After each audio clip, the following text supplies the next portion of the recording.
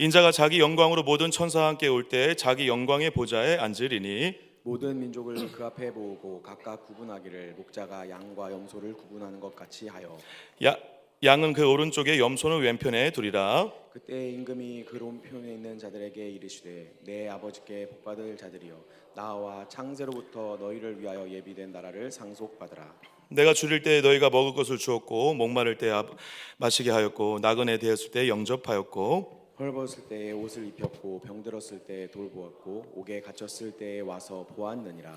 이에 의인들이 대답하여 이르되 주여 우리가 어느 때 주께서 줄인 것을 보고 음식을 대접하였으며 목마르신 것을 보고 마시게 하였나이까. 어느 때에 나그네 되신 것을 보고 영접하였으며 헐벗으신 것을 보고 옷 입혔나이까.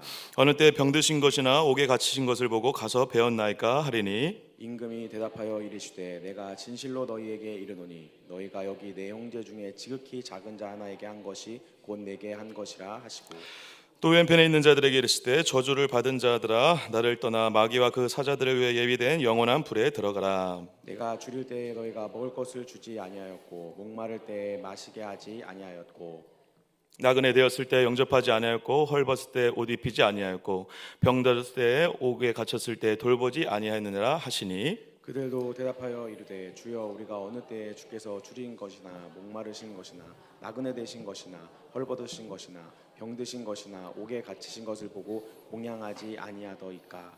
이에 임금이 대답하여 이르시되 내가 진실로 너에게 이르노니 이 지극히 작은 자 하나에게 하지 아니한 것이 곧 내게 아니한 것이라 하시니라. 같이요. 그들은 영벌에 의인들은 영생에 들어가리라 하시니라.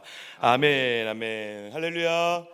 수요 예배에 나오신 여러분을 주님의 이름으로 환영하고 축복합니다. 오늘 마태복음 25장 말씀을 가지고 거꾸로 있는 예수님의 비유 16번째 제목이 폭삭 속았다입니다. 제가 얼마 전에 2, 3주 전에 어떤 집사님께서 저에게 막 달려오신 것까지는 아닌데 반가워서 막 인사를 하시면서 목사님 요즘에 폭삭 속았다 드라마 보시죠? 막 그러는 거예요.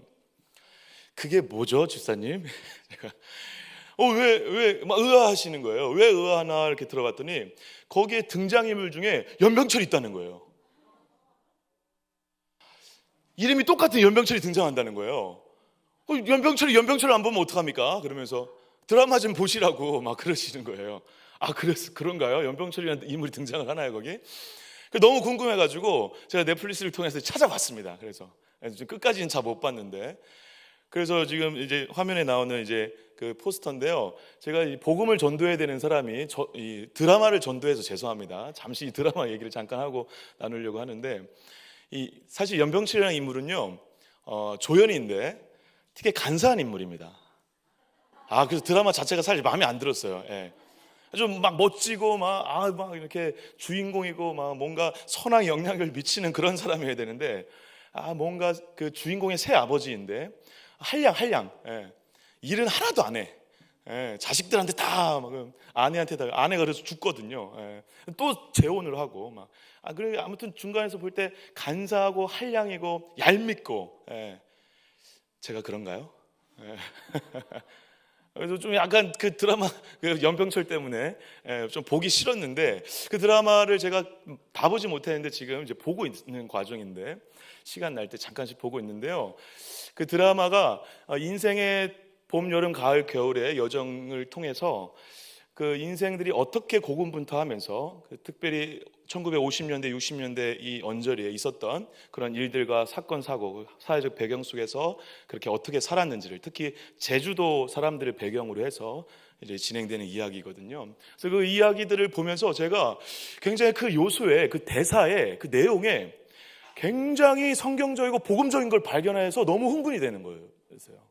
그러니까 드라마가 재밌는 것도 있었는데 이런 대사가 있단 말이야.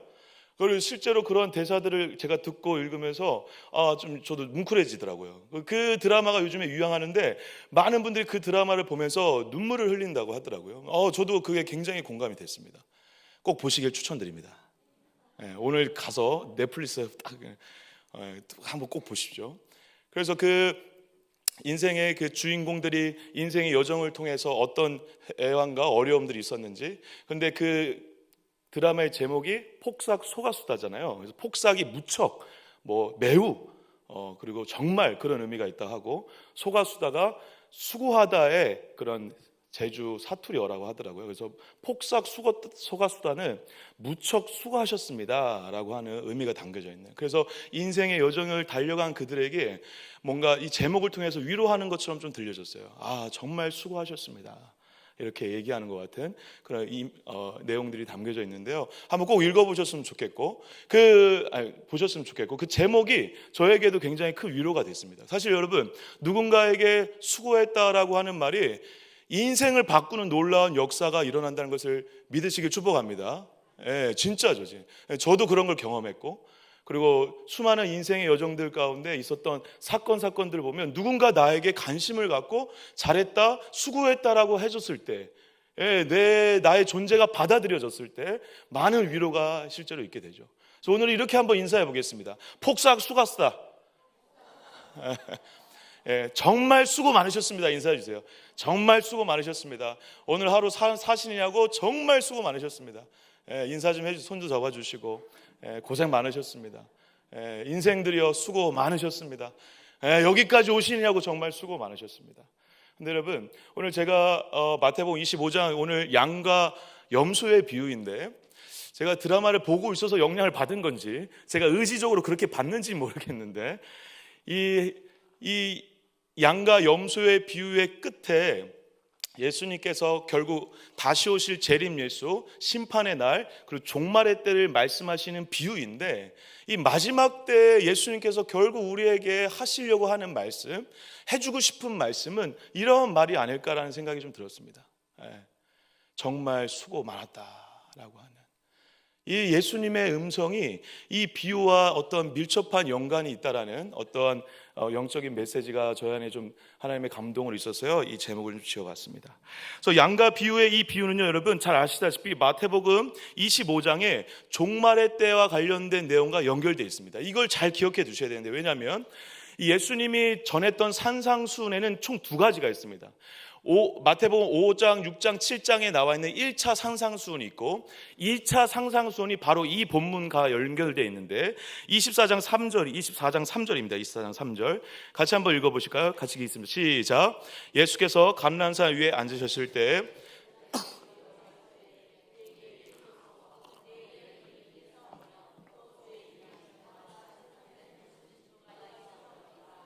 아멘. 그래서 예수님께서 오늘 사실 이 비유가 갑자기 등장한 게 아니고, 제자들이 이 예루살렘 성전의 무너짐에 대해서 예수님이 말씀하시니까, 그러면 이러한 징조가 도대체 언제 있냐라고 물었어요. 예수님께. 제자들이 물으니까 감난산 위에서 예루살렘 성전, 무너질 성전을 바라보면서, 그리고 당장 이제 내일 십자가의 죽음을 위해서 예루살렘 성전을 들어가셔야 되거든요. 그 들어가기 하루 전날에 제자들의 그 질문에 답하시면서 오늘 24장과 25장이 연결된 제2차 산상수훈의 이야기가 시작된다는 것입니다. 근데 제2차 상상수훈은 어떤 이야기가 초점이 있을까요? 1차는 5, 6, 7장은 이 땅에서 너네들이 율법을 넘어서 사람들을 사랑하고 용서하고 잘 지키면서 믿음 안에서 잘 살으라고 하는 이 땅의 삶을 얘기하고 있다면, 2차 상상수훈은 철저하게 다시 오실 예수님, 마지막 때 종말의 때를 기다리면서 어떻게 살아야 하는지에 대한, 영원한 삶을 바라보면서 어떻게 살아야 하는지에 대한 그런 기대와 소망의 눈길로 이 세상을 바라봐야 된다는 도전을 주고 있다는 것입니다. 여러분, 예수님 다시 오실 것을 믿으십니까? 오늘 찬양처럼 마라나타 예수께서 오늘 이 땅에 다시 오실 날이 분명히 있을 줄 믿습니다. 이것을 믿는다는 사실이 엄청난 은혜이죠. 그래서 심판의 날, 종말의 날을 우리가 물론 공포스러울 수도 있고 무서울 수도 있고 걱정될 수도 있고 두려움이 있을 수 있겠지만, 그 두려움으로 끝나는 것이 아니라 그 다시 오실 예수님이 모든 것을 새롭게 하시고 영원한 생명으로 인도하실 새로운 희망의 시작이기 때문에, 긴장되고 두렵지만 기대와 소망과 기쁨이 넘치는 마음으로 종말의 때를 기다려야 될 줄 믿습니다.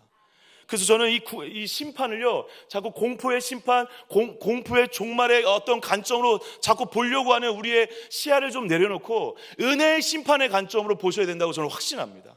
심판은 심판이지만, 그래서 죽을 수도 있지만, 모두가 죽겠지만, 그 모두가 죽을 수밖에 없는 우리 모두를 살리신 예수님이 다시 오시는 날이라면 가장 위대한 은혜의 날이 될 줄 믿습니다. 그리고 그날을 믿는 것이 또 은혜이죠. 심판의 날을 믿는 자 자체는 여러분 끝이 있는데 예수님이 다시 오신다는 걸 믿는다는 것은 엄청난 은혜입니다. 그것 자체가 은혜이죠. 그것을 붙잡는 자는요 무서울 게 없습니다. 주님 다시 오실 거야. 이것을 붙잡는 자는, 마라나타를 외치며 사는 자는 죽음도 불사할 수 있게 된다는 것입니다. 그래서 우리가 이 종말의 때를 기다리며 예수님께서 다시 오시는 이 마지막 때를 기다리며 예수님이 어떠한 삶을 우리에게 요청하는가, 그 구체적인 내용이 24장과 25장에 집중되어 있는데 그 핵심이 뭐냐면요, 24장 42절에 이렇게 써 있습니다. 42절부터 44절 우리 힘차게 같이 한번 읽어주시기 바랍니다. 시작. 그러므로 깨어있으라. 어느 날에 너희 주가 임할는지 너희가 알지 못함이니라. 너희도 아는 바니 만일 집 주인이 도둑이 어느 시각에 올 줄을 알았더라면 깨어있어 그 집을 뚫지 못하게 하였으리라. 이러므로 너희도 준비하고 있으라. 생각하지 않은 때 인자가 오리라. 2차 산상수 24장과 25장의 핵심은 바로 이거예요. 준비하라는 것입니다. 언제 오실지 알까요, 모를까요? 몰라요. 그러니까 오늘 준비하는 거예요. 할렐루야. 그래서 제가 열처녀 비유할 때도 말씀드렸는데 오늘 뭔가 하고 있어야 된다는 것입니다. 그래서 여러분, 뭘 준비하냐에 대한 구체적인 설명을 비유 3가지를 통해 땅땅땅 얘기하시는 거예요. 25장의 첫 번째 비유 뭐였죠? 열처녀 비유. 두 번째 비유 달란트 비유. 세 번째 비유 오늘 양과 염소의 비유. 열처녀 비유, 달란트 비유, 양과 염소의 비유 다 결국 뭐 하라고요? 종말의 때를 준비하는 구체적인 내용을 담고 있다는 것입니다.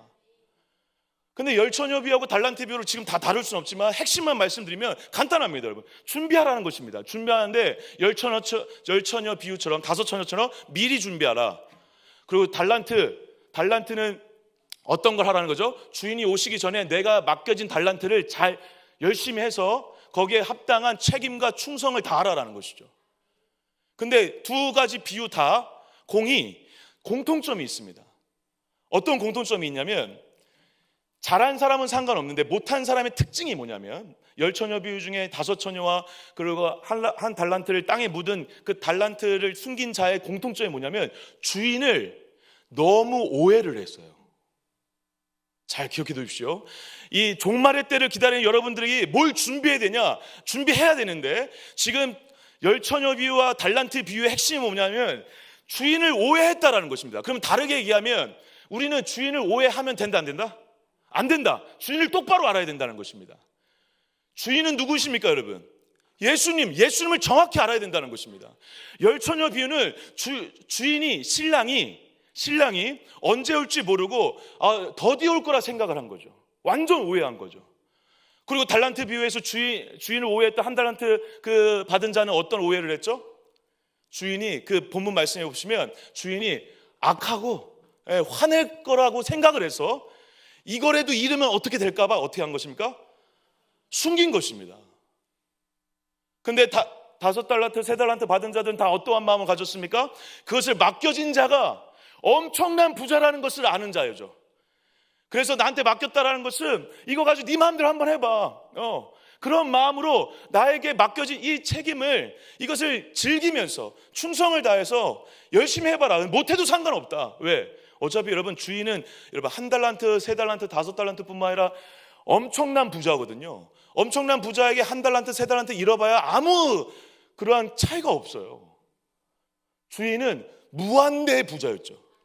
누가 무한대의 부자이시죠? 우리 하나님께서.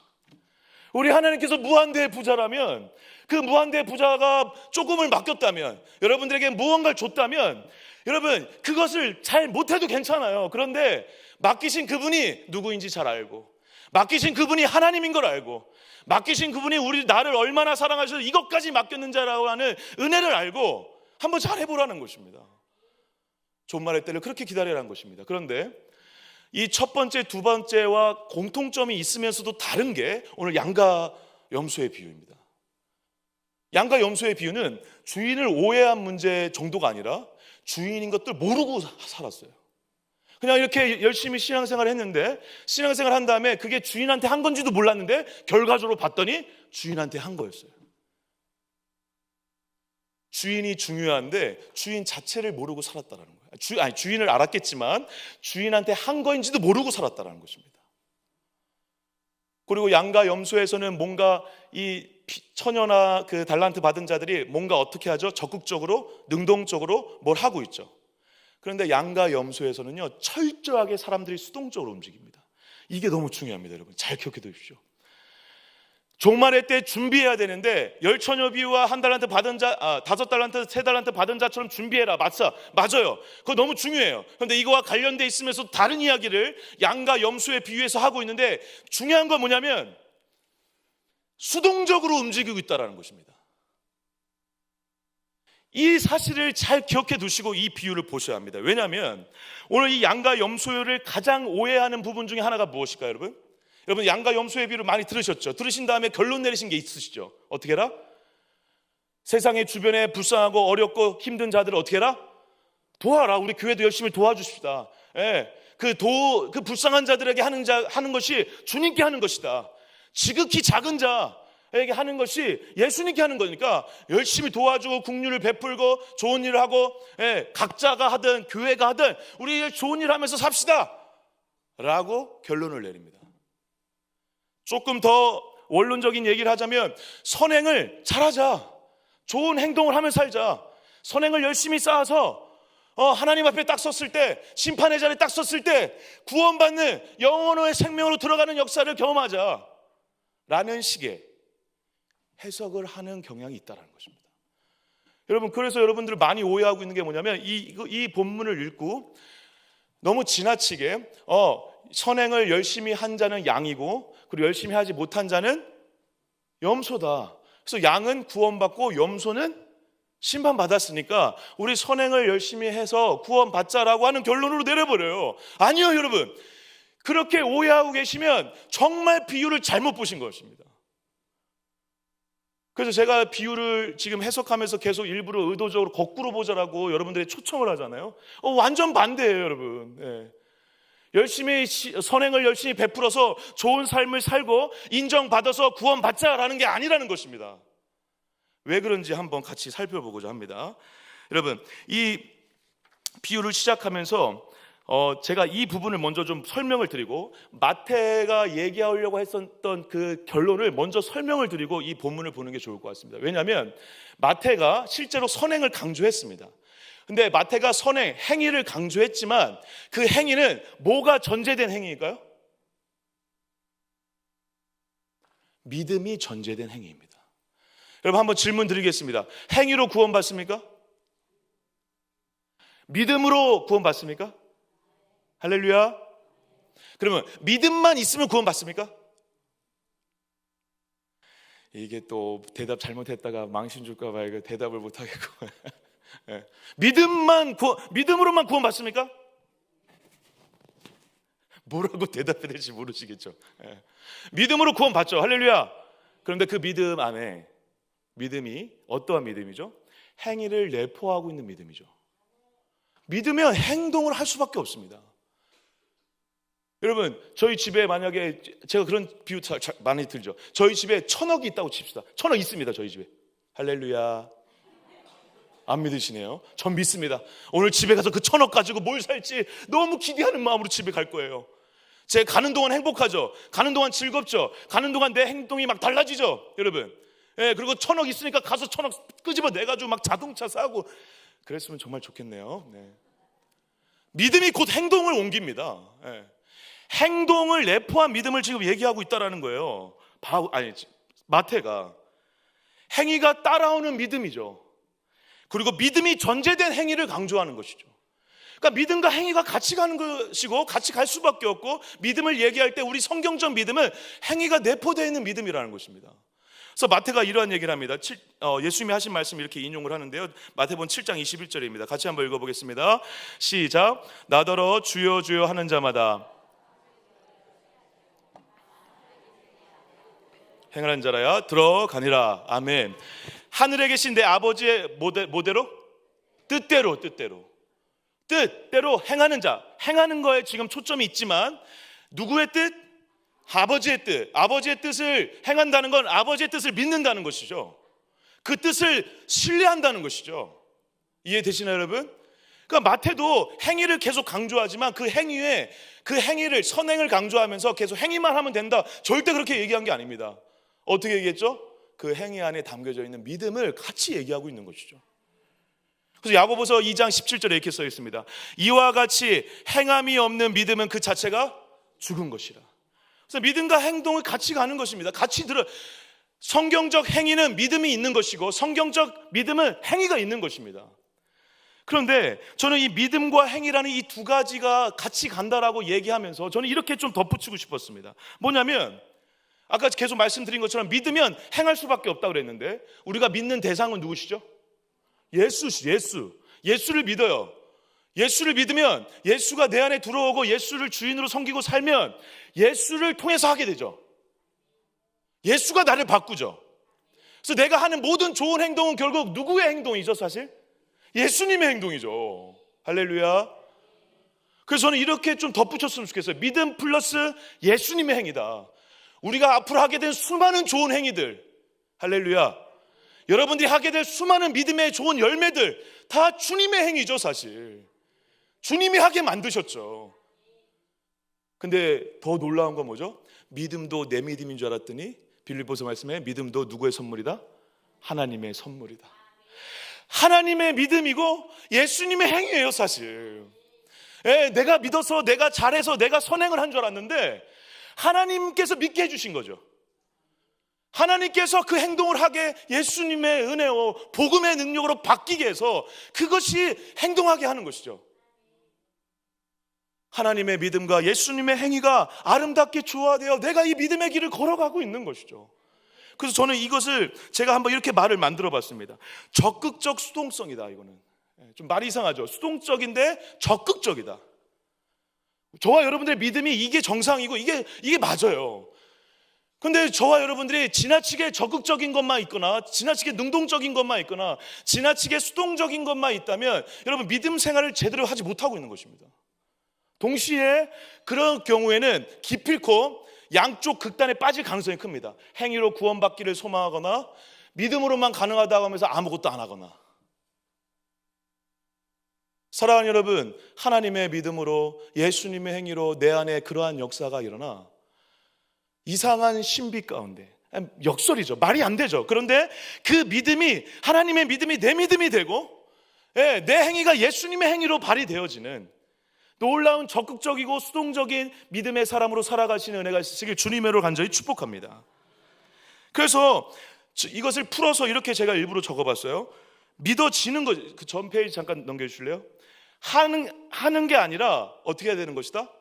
되어지는 거죠. 되어지는 거. 믿는 게 아니라 사실 믿어지는 거죠. 열매를 맺으라는 게 아니라 맺어지는 거예요. 사실 맺어지는 은혜가 있는 것이죠. 이 폭삭 소가수다라고 하는 그 등장 인물 중에 죽은 엄마가 이 딸을 남겨놓고 이제 마지막에 이러한 대사를 합니다. 이 딸이 이제 남겨놓고 자기 혼자 죽으려니까 너무 안타깝잖아요.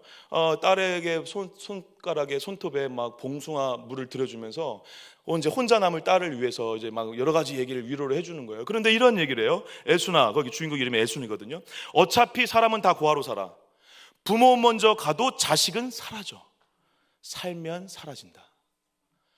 제가 여기에 감동을 받아가지고 갑자기 눈물이 나더라고요. 그렇구나. 되어지는 거지.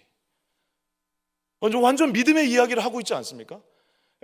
내가 열심히 해서 이렇게 됐다, 그래서 인정받으려고 그런 것도 아니고 하다 보니까 하나님의 은혜로 되어지는 거죠. 그것을 소망하고 그것을 믿는 자만이 열매를 맺게 되는 겁니다. 근데 내 힘으로 하려고 하면 열매를 맺는 것도 맺어지지도 않고, 그리고 포기하게 되는 이상한 믿음의 결실로 일어날 수 있다는 것입니다. 사랑하는 우리 동강교회 성도 여러분, 믿어지는 역사와 은혜가 있는 자들 되시길 축복합니다. 맺어지는, 열매가 맺어지는 은혜와 역사가 있는 자들 되시길 축복합니다. 그리고 그러한 자들이 여러분, 저는 100% 확신합니다. 여러분도 그렇게 되실 것입니다. 할렐루야. 목사님 저는 부족하고 연약하고, 아니요, 주님이 그렇게 하실 것입니다. 되어질 거예요. 제가 열매가 별로, 지금 없어도 괜찮아요. 분명히 끝내 열매가 맺혀지는 역사가 있을 줄 믿습니다. 주님이 내 안에 있다면, 내가 주님을 믿고 있다, 믿는 자라면, 아니 믿게 하신 자로 우리가 예정되어 있다면 하나님의 놀라운 역사를 기필코 경험하게 된다는 사실이죠. 그래서 여러분, 지금 마태가 행위와 언행을 지나치게 강조하는 것 같지만 결국 그 안에 있는 오직 예수로, 오직 믿음으로, 오직 복음으로 바뀐 인생들을 지금 종말의 때에 비유해서 얘기하고 있다는 것입니다. 여러분, 이 종말의 때 이야기 25장 끝나고 나서 26장, 27장, 28장 우리가 너무 잘 알고 있는 어떤 말씀이죠? 이제 다다음 주에 저희가 이제 고난주간으로 들어가는데 예수님께서 예루살렘 성을 이제 들어가셔서 박해당하시고 죽으시고 부활하는 이야기가 나오지 않습니까? 마태가 만약에 진짜 선행만 강조했다면 그 이야기가 복음의 이야기가 나올 필요 없죠. 근데 내가 바뀌는, 내가 선행을 하게 되는 유일한 이유는 예수의 복음밖에 없다라는 것입니다. 그래서 종말의 때를 기다리면서 선행하라고 하는 그 이야기로 인해서 끝나는 것이 아니라 26장, 27장, 28장을 통해서 우리에게 도전하는 것이죠. 어떻게 도전하는 것이죠? 복음으로 완전히 변화되어 열매 맺어지는 역사를 경험하게 될 것이다 라는 것입니다. 복음으로, 예수로 완전히 변화되어 선행을 일삼는 자가 되어진다라는 것입니다. 이것을 본문에서 어떻게 확인할 수 있는지 몇 가지만 나누도록 하겠습니다. 31절 32절입니다. 같이 한번 읽어주실까요? 오늘 본문 말씀 시작. 자기 영광으로 모든 천사와 모든 민족을 그 앞에 모으고 각각 구분하기를 목자가 양과 염소를 구분하는 것이 하여. 여러분, 여기에서 지금 예수의 영광이 엄청난 영광의 빛으로 오신다라고 하는 재림의 메시지를 31절에 선포하고 나서 모든 민족이라고 하고 있습니다. 잘 보십시오. 모든 민족을 그 앞에 어떻게 하고 있다? 모은다. 이 모은다는 단어가요, 놀랍게 수동태로 써요. 수동태. 자기가 온 게 아니라 누가 모였다? 그 주체자가 모았다라는 것입니다. 근데 이 단어가요, 신학 대손 타이라는 좀 어려운 단어인데 아실 필요는 없습니다. 근데 이게 어떤 의미가 있냐면 소환당하다라고 하는 의미가 있습니다. 검사에게, 판사에게 뭐 소환당해서 재판 때 했을 때 그때 쓰는 단어인 거예요. 그러니까 심판의 때, 종말의 때와 너무 잘 어울리는 단어죠. 근데 어떻게 됐다고? 소환을 했다가 아니라 어떻게 했다? 당했다. 지금 잘 보십시오. 제가 의도적으로 계속 반복해서 얘기하고 있습니다. 내가 온 게 아니라 누가 됐다? 왔다. 모여졌다. 당했다라는 것입니다. 누가? 모든 민족이. 그래서 모여진 자들이에요. 모여진 자들이라는 거예요. 그래서 심판의 자리에 불러져서 이제 갈라치게 하게 되는데 32절 다시 한번 읽어볼게요. 모든 민족을 그 앞에 보고 각각 구분하기를 목자가 양과 염소를 구분하는 것 같이 했대요. 이게 그래서 양과 염소의 비유인데, 여러분 이것을 또 잘 이해하기 위해서는 이렇게 이해를 하셔야 합니다. 뭐냐면 우리는 자꾸 양과 염소, 그래서 양은 좋은 거, 염소는 나쁜 거, 자꾸 결론을 먼저 내려버려요. 그러니까 자꾸 선행으로 가는 거거든요. 그게 아니에요, 여러분. 양과 염소, 그래서 양은 순하고 좋은 동물이고 염소는 666 그런 저희가 봤던 수많은 그림들 때문에 사단 마귀 막 그런 것들하고 자꾸 비유하게 되죠. 여러분 아닙니다, 여러분. 여러분 실제로요, 성질은 누가 더 더럽냐면 양이 더 더러워요. 진짜예요. 뒷발차기는 누가 더 많이 합니까? 양이 더 많이 해요, 양이.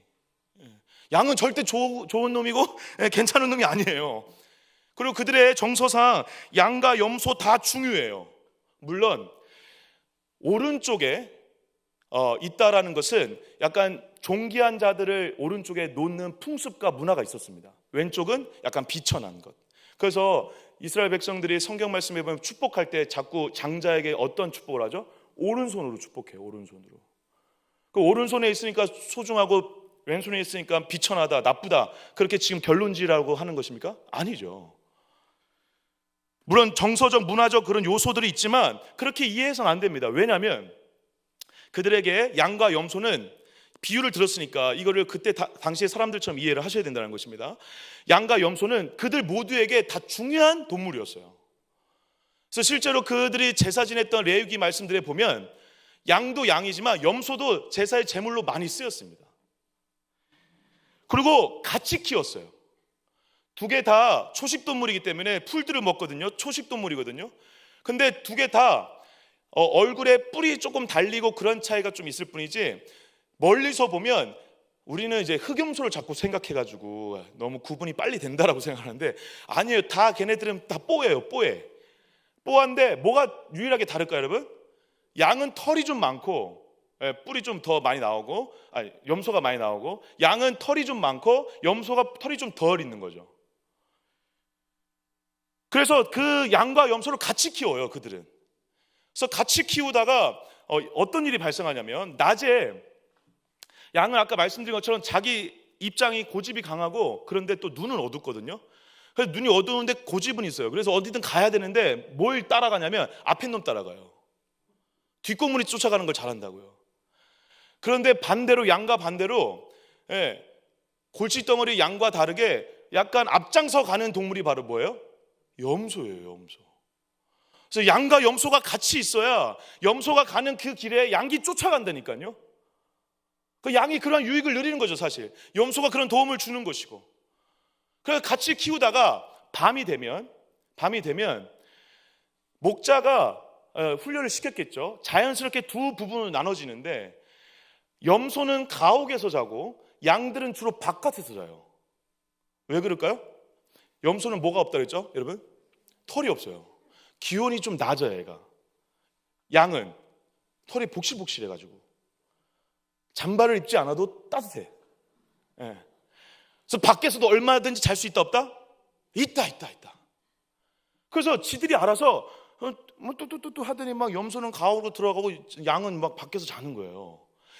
그런 장면을 지금 예수님이 얘기하시는 거예요. 이들이 들으면서 너무 이해가 됐겠죠. 아, 밤에 같이 이렇게 막 지내다가 갑자기 어느 순간 갈라지는구나, 따로따로 자지, 아, 그거를 지금 예수님이 얘기하시는구나 라고 듣고 있는 거죠. 그러니까 자연스럽게 지금 갈리고 있다는 것입니다. 그런데 양이, 염소가 좋고 나쁘고 선행을 많이 했고, 그렇게 보시면 완전 오해하시는 거예요. 그렇게 볼 수 없다는 것입니다. 그래서 이렇게 갈리는데, 아까 말씀드린 것처럼 그렇게 밤이 돼서 자연스럽게 양은 밖에서, 염소는 안에서 자듯이 때가 되면 나뉜다, 종말의 때 이렇게 나눠진다라는 것을 보여준 다음에 하시는 말씀이 굉장히 의미심장하죠. 34절 같이 한번 읽겠습니다. 34절입니다. 시작. 그때 임금이 그 오른편에 있는 자들에게 이르시되, 내 아버지께 복받을 자들이여, 나와 창세로부터 너희를 위하여 예비된 나라를 상속받으라. 아멘. 여러분, 여기에서 그 오른편에 누가 있었죠? 양으로 부름받은 자들이었죠. 그들이 오른편에 있었는데, 그 오른편에 있는 자들에게 예수님이 노골적으로 이렇게 선포를 하십니다. 복받을 자들이여, 하나님의 나라 상속받아라. 근데 여러분, 제가 보니까 이게 약간 오해가, 복받으니까 자꾸 앞으로 받을 것이다 라고 얘기하는 것 같은데 아니라는 것입니다. 이미 복받았다라는 것입니다. 이거 어디서 많이 들어보시지 않으셨어요? 제가 계속 시간만 되면 얘기하는 건데, 히브리인들, 그리고 성경에서 얘기하는 복이 두 가지가 있는데, 우리가 기도를 통해 하나님의 축복을 통해 받는 복이 있습니다. 바라크라는 복이 있는데, 그 복 말고 시편 1편 1절에 나오는 복 있는 사람은 할 때 그 복은, 그리고 신명기 36장인가 거기에 나오는 행복한 사람이로구나 라고 했을 때 그 행복이라는 단어는요, 아슈레라는 단어입니다. 아슈레. 여기에 그 어원이 똑같은 게 쓰였어요. 뭐냐면 복된 자들이라는 것입니다. 니네들이 선한 행동을 해서 복을 주겠다가 아니고요, 여러분. 너네도 완전 수지 맞았구나. 완전 복된 인생이구나. 왜? 니네 존재 자체가 복되다라는 것입니다. 그리고 너네 아버지가 누구죠? 하나님이죠, 하나님. 태어났는데 하나님이 아버지야. 완전 수지 맞은 거죠, 이거. 저만 수지 맞았네요, 여기 또. 여러분, 그런 수지 맞은 마음으로 살고 계세요, 여러분? 그런 은혜가 있으니 축복합니다. 우리 하나님 아버지가 하나님이 아버지야. 세상을 창조하신 전능하신 하나님 우리 아버지야. 할렐루야. 이것만큼 복된 게 어디 있어요? 아슈레. 너네들 아슈레의 복을 완전히 받았구나. 그 얘기를 하고 있는 것입니다. 선행 때문에 복 주겠다고요? 그런 게 아니고요.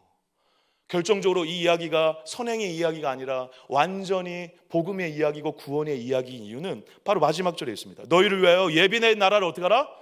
상속받으라. 하나님의 나라, 천국이 너네들 것이다. 할렐루야. 지금 선행 때문에 천국 줬다는 얘기 하나도 없습니다, 여러분. 그리고 나서 35절 36절에 더 놀라운 얘기를 하십니다. 읽진 않겠습니다. 35절 36절에 총 6개의 상황을 얘기하거든요. 배고플 때, 굶주릴 때.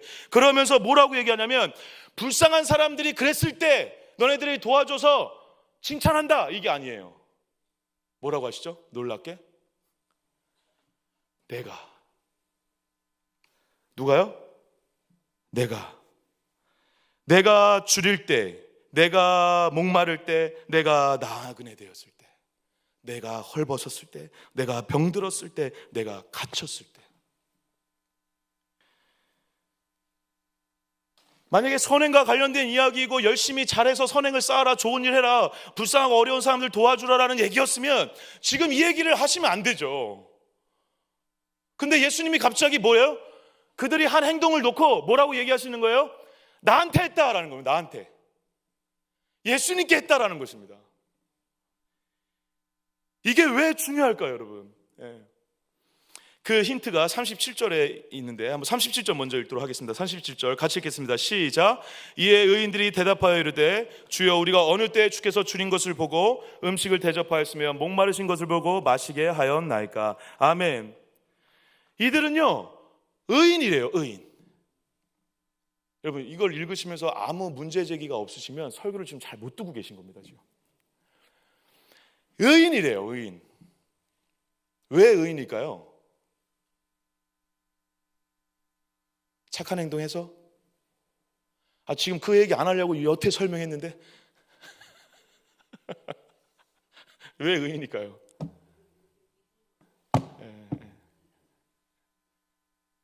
원래 의인이었는데 은혜로 의인이 됐겠죠. 원래 의인이었는데 의인들이 선행을 한 것이죠. 그러니까 성경이 의도적으로 이들은 원래 의인이었다라고 지금 선포하는 거예요.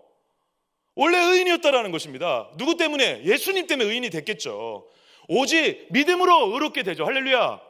이걸 의신칭이라고 하죠. 이신칭이라고 하지 않습니까? 의인은 오직 믿음으로만, 예수를 믿음으로만 의롭게 된다. 왜? 믿음으로 인해서 예수님의 모든 좋은 것이 누게 되니까, 내게 되니까, 예수님의 의로움이 내게 되니까. 할렐루야. 그걸 좀 어려운 말로 그래서 수동적 의라고 하거든요. 수동적 의. 내가 능동적으로 만들어낸 의가 아니라 어떤 의? 수동적으로 주어진 의. 예수님께 받은 의. 믿음으로 인해서 예수님의 좋은 것, 모든 좋은 것이 내 것이 됐죠. 할렐루야. 예수님의 행동, 예수님의 행복, 예수님의 기쁨, 예수님의 의, 예수님의 모든 것이 내 것이 됐죠. 수동적으로 받았죠. 그 의인들은 선한 행동을 하면서 살았다라는 거예요. 선한 행동을 해서 의인이 됐다라는 게 아니고. 그래서 여러분, 그들은 천국에 들어가기 위해서, 의인이 되기 위해서 주구장창 열심히 산 게 아니라 의로운 자라서 선행을 했다라는 것입니다. 의로운 자라서 선행을 하면 살아왔다라는 것입니다. 믿음으로 의롭게 되어서 그 의로움 때문에 선행을 하며 살아온 자들이라는 것을 성경이 선포하고 있다는 것이죠. 여러분, 사과가 나야 사과나무라고 부릅니까, 여러분? 맞아요. 네. 사과나무니까 사과가 나죠. 그러면 사과나무에 만약에 내가 귤이 있는 걸 보면 사과나무한테 너 귤나무야 이렇게 할 수 있습니까? 아닙니다. 귤나무니까 귤이 나는 것입니다. 의인이니까 의로운 행동을 하는 것이죠. 그리스도 예수 안에서 믿음으로 인해 하나님과 온전한 관계로 드러나는 것이 열매죠. 열매를 맺게 되어지는 것이죠. 예수 안에 있으며 열매가 맺어지는 것이죠. 선행이 나와지는 것이죠. 그런 은혜를 경험하게 되어지는 것이 믿음의 길이죠. 얼마 전에 가수 션이라는 사람이요, 다니엘 기도회에서 이런 말을 하더라고요. 그분이 엄청 기부를 많이 하고 있거든요. 굉장히 감동적인 말이고 완전 진짜 복음이구나 저거. 감동적인 말을 하더라고요. 제가 왜 이렇게 선행을 많이 하고 몇십억씩 몇백억씩 지금 기부를 하고 계신 줄 아십니까? 누구한테 잘 보려고, 그건 도덕 아니겠고, 좋은 사람이라서, 착하게 살고 싶어서, 인정받으려고, 칭찬받으려고 아니라는 것입니다. 그리고 잘 해보려고, 모든 것이 다 아니라는 것입니다. 유일한 이유 딱 하나. 왜? 하나님께서 이 작고 연약한 자를 불쌍히 여겨주셔서 살려주신 그 은혜가 너무 감사해서, 십자가의 죽음으로 날 살리신 복음의 빚진 자이니까 그렇게 도우면서 산다라는 것입니다.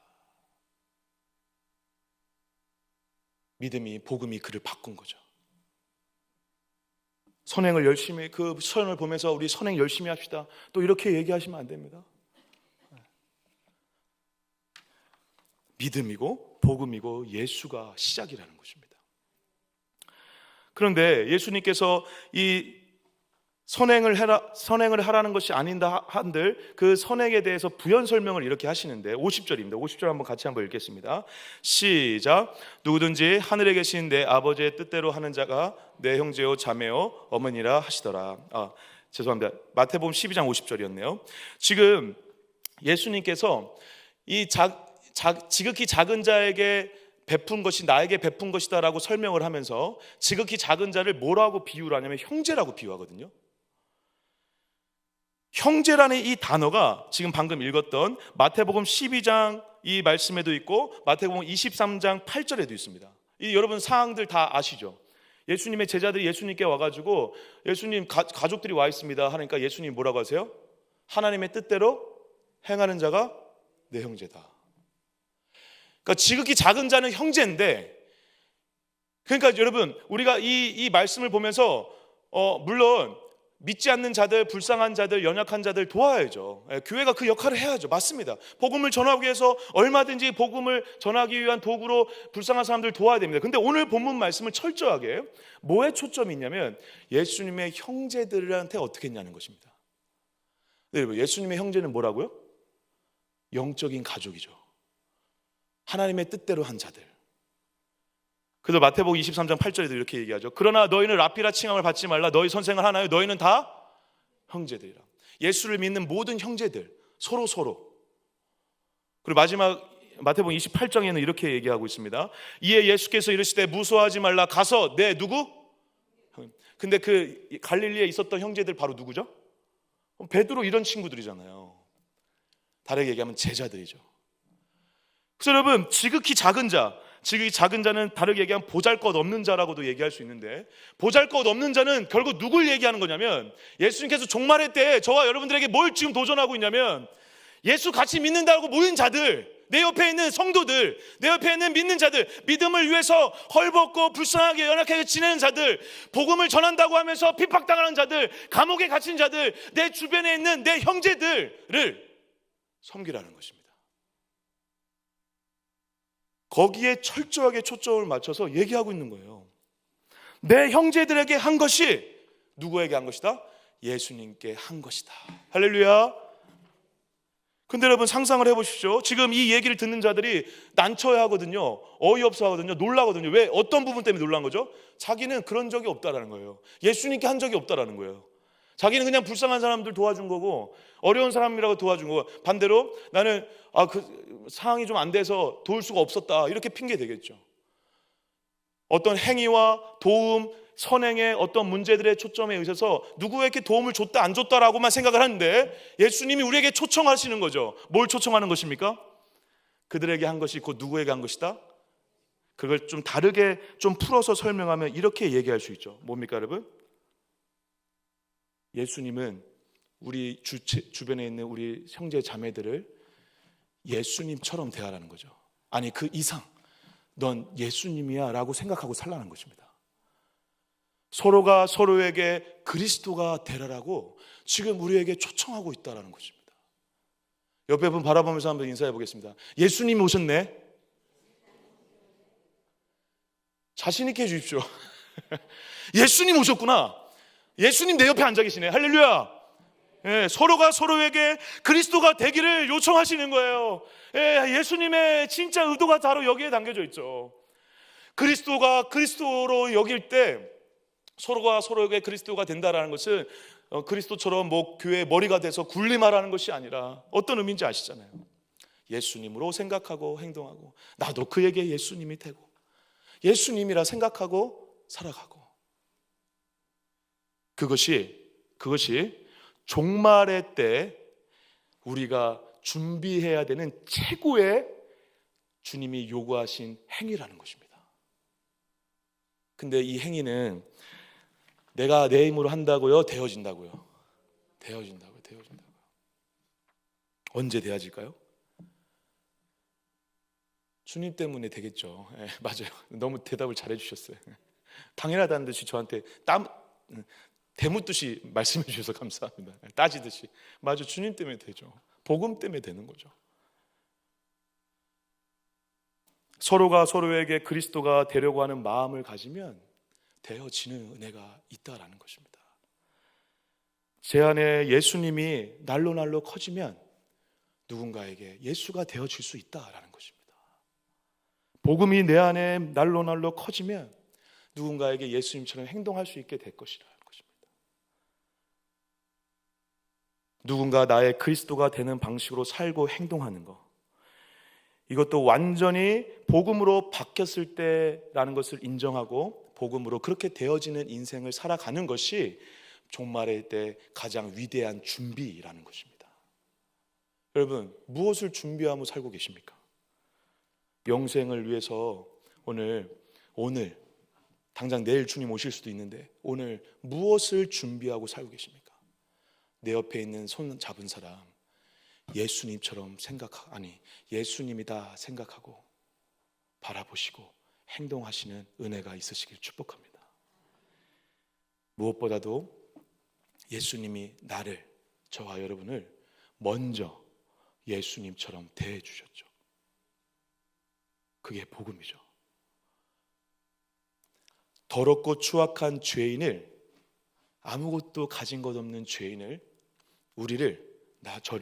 저와 여러분을 예수님처럼, 예수님인 것처럼, 예수님의 몸인 것처럼, 예수님 자신인 것처럼 대해주는 방식으로 자신의 몸을 던져 우리를 살리셨죠.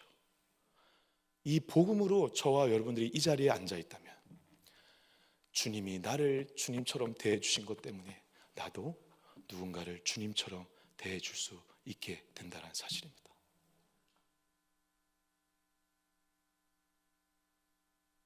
그자들에게 이러한 영광의 선포가 있었습니다. 우리 마지막으로 46절 같이 한번 읽도록 하겠습니다. 46절입니다. 시작. 그들은 영벌에, 의인들은 영생에 들어가리라 하시니라. 아멘. 아멘. 앞에 총 6가지의 예수님의 상태를 얘기하거든요. 헐벗고 목마르고 배고프고. 여러분, 성경에서 제가 이렇게 좀 볼 필요도 있다라고 해서 말씀드립니다. 성경에서 6개의 단어가 나오면요, 잘 보셔야 되는데, 왜냐하면 6개는 사실 히브리인들에게 부정적인 언어이기도 하지만, 숫자이기도 하지만, 여섯은 성경에서 6이 긍정적으로 쓰일 때는 뭘 말하는 거냐면 6 다음에 뭐죠? 7이죠. 완전해지는 거죠. 종말의 때를 준비하는 저와 여러분들에게 예수님께서 이렇게 말씀하시는 겁니다. 6개를 했는데 이제 완전케 되는 이제 7번째를 너가 좀 해주면 안 되겠냐라는 것입니다. 그런데 그거를 해서 구원받는 문제가 아니라 내 안에 주님이 계시다는 사실을 믿고 내 안에 예수가 나를 바꿀 것이라는 것을 확신하고 마지막 때 예수님께서 기필코 오실 거라는 그런 종말의 믿음으로, 기대와 소망으로 확신해서 이 길을 걸어가다 보면 그 완전한 칠의 행위를 너가 하게 될 것이다 라는 것입니다. 저는 장담합니다. 저와 여러분들이 언젠가 주님 다시 오셨을 때 주님의 품 안에서 이러한 얘기를 들으실 것 같아요. 폭삭 속았수다. 병철아, 정말 수고 많았다. 주님, 저는 열매가 별로 없었고 한 게 별로 없고 많은 걸 못해서 좀 죄송한데요. 그렇게 얘기하는 저에게 주님이 다시 아니야 병철아, 정말 수고했다. 주님이 믿게 하시고 주님이 행동하게 하셨잖아요. 아니야 병철아, 내가 안 하고 하나님이 하셨다라고 하는데도 아니야, 네가 그래도 애쓴 거다, 수고했다 라고 얘기하시는 하나님의 마지막 칭찬과 위로가 종말일 때 있게 될 줄 믿습니다. 사랑하는 동관교회 성도 여러분, 우리는 영원한 하나님의 나라를 향해 걸어가고 있습니다. 그리고 오늘 여기서 영원한 하나님의 나라를 이미 살고 있는 자들인 줄 믿습니다. 이 믿음, 심판의 때에 대한 확실한 믿음, 그리고 주님이 끝내 마지막 때에 7가지 선행이 더 넘쳐나는 것들을 기어이 하게 만드시는 은혜의 자들인 줄 믿습니다. 그래서 하나님 앞에 섰을 때 어떻게 그렇게 할 수 있었을까 상상할 수도 없는 그런 은혜가 임했어서 우리도 모르게 하나님 앞에서 잘했다, 수고했다, 아들아, 딸아 이렇게 칭찬받는 영광의 날을 누리게 될 줄 믿습니다. 그 마지막 심판의 때를 잘 준비하시는 여러분 되시길 축복합니다. 잘 준비되어지는 은혜가 있길 축복합니다. 믿어지는 역사가 있길 축복합니다. 복음이 하게 하는 역사가 있기를 주님의 이름으로 간절히 축복합니다. 예수께서 하실 줄 믿습니다.